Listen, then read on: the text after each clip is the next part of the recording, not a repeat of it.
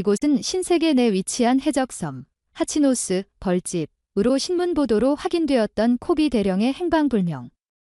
그는 많은 이들의 예상대로 검은 수염 해적단 티치에 의해 납치되었던 것이 밝혀집니다.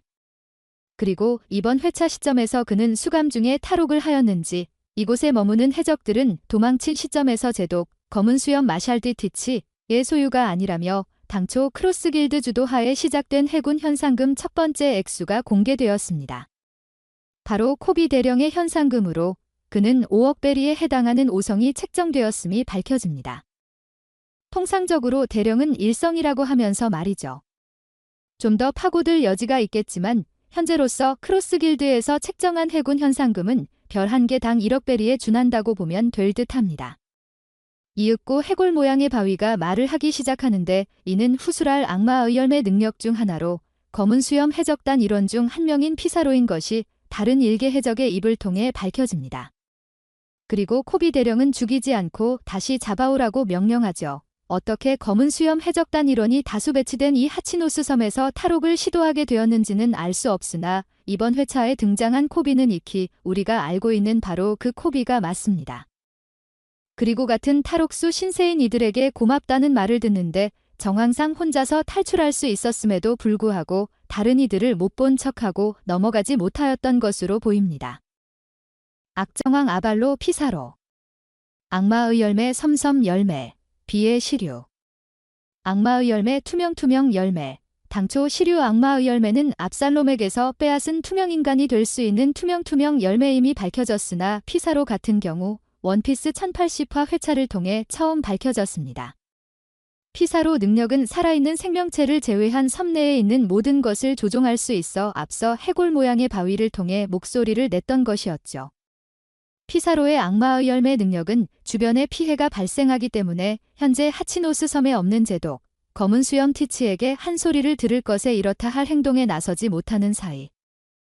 또 다른 검은 수염 해적단 주요 간부 중 한 명인 바스코 샷이 자신이 나서겠다고 말하나 피사로는 그가 움직이는 것마저 피해가 발생할 것이라며 거절합니다. 이번 회차에서 바스코 샷 악마의 열매 능력을 사용하는 장면은 나오지 않았으나 이 둘 사이의 대화 중 나온 거대한 화재로 추측하건대 알코올을 이용해 거대한 규모의 불을 일으킬 수 있는 것으로 보입니다. 이윽고 이런 소란 중에도 잠에 빠져있는 산후한 울프의 모습이 나오는데 기본 체구조차 상당한 거구로 묘사되었습니다. 비브르카드 설정에 따르면 그는 최대 180m에 달하는 거구가 되는데 이는 그가 습득한 악마의 열매, 거대 열매 능력 덕분이죠. 한편 코비 대령은 해적들에게 쫓기고 있는 장면이 묘사되는데 이는 함께 탈옥한 이들이 어떻게든 바다로 나갈 때까지 시간을 벌어주기 위함이었습니다.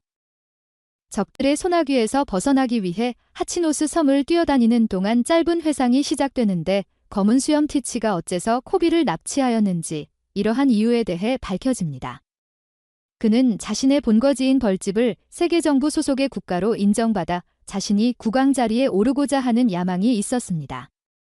일개 해적도 아닌 사황 타이틀을 거머쥔 검은 수염 티치가 국왕으로 있는 국가를 인정할 리 없는 세계정부이기에 코비 역시 말도 안 되는 소리라고 하는데 마샬 디 티치는 코비의 목숨을 조건으로 협상할 생각임을 밝힙니다. 지난 로키 포트 사건 당시 모종의 이유로 영웅 타이틀이 생긴 그였기에 이쪽을 통하면 돌파구가 생길지도 모른다는 판단이 있었겠죠. 이에 코비 대령은 이러한 테러 행위에 굴복하면 끝인 건 둘째치고 자신은 소두 소속이므로 소용없다고 말하는 순간 전 해군 대장이자 현재는 검은 수염 해적단과 함께 행동하고 있는 아오키지 쿠자는 무언가 떠올랐는지 놀랍니다. 그리고 코비 입에서 소두 소속이라는 것이 밝혀진 직후 검은 수염 티치에게 교섭을 포기하라고 말하죠. 소두란 마린코드, 군번을 반납해 해병이면서도 해병이 아닌 존재라고 설명하면서요.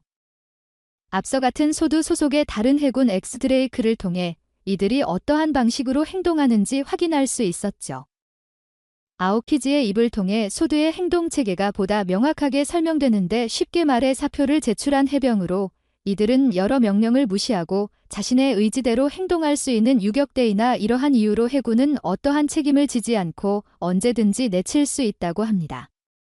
즉, 소두 소속의 해군은 교섭 자체가 성사될 수 없다는 의미에서 포기하라고 말한 셈이죠. 아오키지 쿠잔의 말을 듣기 전까지 소드에 대한 존재를 알고 있지 못하였던 검은 수염이나 이 말을 듣고서도 생각은 달라지지 않았는지, 과연 해군이 영웅이라 불리는 그를 끝내 구하지 않고 나몰라라 할 수 있겠냐며. 일반 시민들의 여론을 고려해 지금까지 자신들의 본거지에 수감시켰던 것이었습니다. 함께 수감 중이었던 이들은 코비의 도움으로 탈옥할 수 있었음이 밝혀졌습니다. 그렇다면 이들을 풀어준 코비는 어떻게 탈옥할 수 있었던 것일까요? 이는 바로 이곳에 함께 수감 중이었던 게코 모리아를 구하기 위해 이곳을 찾은 페로나의 협력 덕분이었습니다. 페로나는 코비에게 그를 탈옥할 수 있게 도와주는 대신 모리아를 해방시켜달라고 부탁하였죠. 그렇게 제대로 된 반격조차 하지 못한 채 계속해서 섬 내를 뛰어다니던 코비는 이곳에 해병 3명이 나타났다는 말을 듣습니다. 그렇게 처음 모습을 드러낸 것은 코비와 같은 소드 일원 중 한 명인 쿠자쿠로, 그녀는 츠루의 손녀이자 악마의 열매 채찍 열매 능력자입니다. 일명 조교인간으로 손에 쥐고 있는 채찍으로 적에게 공격을 가하면 자신의 명령을 수행하는 상태로 만듭니다. 이는 인간이나 동물 이외에도 건물 같은 생명이 깃들지 않은 것에도 유효한 능력입니다. 다음으로 헤르메포와 함께 코비 대령을 구하러 가자고 함께 눈물을 보였던 여성 해군 히바리 모습이 등장하는데 따로 악마의 열매 능력자라는 묘사는 없었습니다. 하지만 멀리서도 정확하게 타깃에 적중할 만큼 숙련된 저격수로 그려지는데 코비에게는 도와주러 온 것이 아니니 오해하지 말라면서 점심 먹을 겸 나왔다가 어쩌다 보니 이곳에 온 것이라고 말하죠. 현재 그녀의 출생을 두고 아카이누 딸이 아니냐는 추측이 무성한데 좀 더 그녀의 작중 행적이 묘사될 필요가 있겠습니다. 다음으로 표지 연재 및 본편에서 몇 차례 등장하였던 프린스 글스, 프링글스 아님의 모습이 그려졌는데 그 역시 악마의 열매 능력자로 물컹물컹 열매 소유자입니다. 그리고 전보벌레를 이용해 누군가와 통신을 주고받는데 코비 대령은 무사하다며 한가운데로 오라고 말합니다. 이윽고 타시기, 헤르메포, 그리고 익숙한 노인의 얼굴을 한 남성이 시익 웃더니 배 하나가 바다에서 하늘로 튀어오르기 시작합니다. 어느새 코비 대령을 쫓던 해적들이 다른 소드 소속의 해병들의 작전에 의해 한 곳에 옹기종기 모여 있었는데 이는 확실한 한 방을 가하기 위한 작전이었습니다. 타시기, 그리고 헤르메포와 함께 배에 올라탄 인물은 다름 아닌 밀짚모자 루피의 할아버지이자 과거 해적왕 골디 로저의 라이벌로 불렸던 해군의 영웅 몽키 디 가프였습니다. 가프 모습을 본 직후 한 곳에 모여 도망칠 수단이 없어 횡설수설하고 있는 사이 가프 등장은 코비 대령은 해군의 미래이자 자신의 제자라며 패기를 담은 일격을 내려치기 위해 배에서 튀어오릅니다. 갤럭시 임팩트, 권골 충돌. 이윽고 패기를 실은 기술 갤럭시 임팩트, 권골 충돌을 날려 하치노스 섬 일대 건물을 무너뜨립니다. 이 장면을 끝으로 원피스 1080화 이야기가 종료되어 이곳에 모여있던 해적들의 상태는 확인할 수 없었으나 일망타진하였을 것이라고 보는 게 맞겠죠. 현재 번개 연출 때문에 패왕색 패기를 실은 것이 아니냐는 의견이 있는데 일단 현재까지 몽키 디가프 패기는 무장색 그리고 견문색만이 확인된 상태입니다.